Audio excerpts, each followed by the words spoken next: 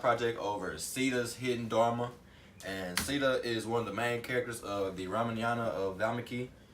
The main point I want to get across today is are women expected to do the same thing men are praised for? And basically what I mean by that is a lot of time in modern literature, it's the man that is seen as heroic for his actions, whereas if the woman was to do the same thing, or if the woman was to achieve something of the same nature, her actions would be overlooked, or she would be considered not as much, not as important, basically just because she is a woman. Sita had 3 characteristics that I believe helped her seek out her Dharma, and those were bravery, wisdom, and self-control. The first characteristic being bravery would be at the beginning of the story when Sita chose to go with Rama when he was exiled by the king to the forest for 14 years, where he had wanted her to stay and live the lavish lifestyle, but her being the loyal companion she was, she decided to go off with him and be exiled as well. A quote I have here is, "Your advice that I should stay here in the palace while you go and live in the forest is unworthy of a heroic prince like you, Lord, whereas one's father, mother, brother, son, and daughter-in-law enjoy their own good misfortune, the wife alone shares the life of the husband." So that basically shows her loyalty to Rama, because she was willing to live the same life he lived because she wanted to be with him that bad. Another way that she was very brave is she stayed faithful to Rama when her life was threatened. Ravana had took her and he threatened her life if she didn't marry him, and she basically just told him no, like, I'm loyal to Rama and this is how it's gonna be. And he didn't like that. He gave her 12 months to decide, and she stayed solid the whole time.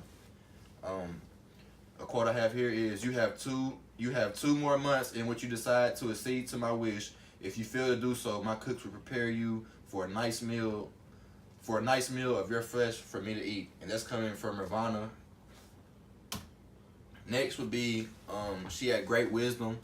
When she was abducted, she showed great wisdom by throwing stuff off of Ravana's chariot, so Rama would notice that she wasn't gone willingly, or she didn't leave on her own power. And she also showed great wisdom when Hanuman, I'm not really sure how to pronounce it, so whenever Hanuman came and talked to her, he offered to take her back to Rama, but once again she showed that she had so much loyalty to Rama, she would not even touch him just because she wanted Rama to be the one to get the praises and everything for saving her. And also, whenever he had first got there to try to talk to her and save her, she had thought that it was actually Ravana in another person's body, as he was when he came to the forest to abduct her the first time. But as I said, her wisdom showed, and she finally realized that it was really a friendly person to come help her. Another quote is, Hanuman, I am convinced that you can say as you do, but I do not think it is proper for me to go with you. The demon will suspect our relationship and give it an immortal twist. Moreover, many demons will pursue you. How will you, unarmed as you are, deal with them at this time and protect me?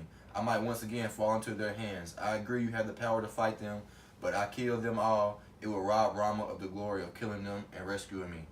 That's basically just going back on how I just said, like, she wanted Rama to have the praise. That's how much loyalty. Last point would be she showed great self-control, because Ravana threatened her life multiple times, and she even said in one of the quotes, I'll go ahead and read that. She said, "You are prattling, O wicked demon. I can by my own spiritual energy reduce you to ashes, but I do not do so on my own account of the fact that I have not been so ordered by Rama, and I do not want to waste my own spiritual powers." So she basically held out on hurting Ravana and getting herself out of the situation simply because Rama never ordered her to do so. So she showed great self-control, because she could have put actions into her own hands, but instead she waited them long 10 months for her husband to come and save her.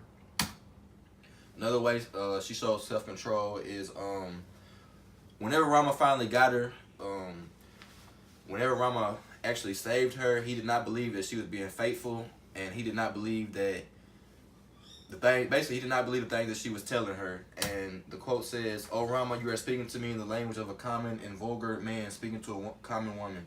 That which was under my control, my heart has always been yours. How could I prevent my body from being touched when I was helpless and under another person's control?" So she basically showed self-control once again, because any other person would have been angry or would have handled the situation totally different. But she showed great self-control by trying to show Rama her loyalness and how well she was faithful to him the whole time Ravana had her.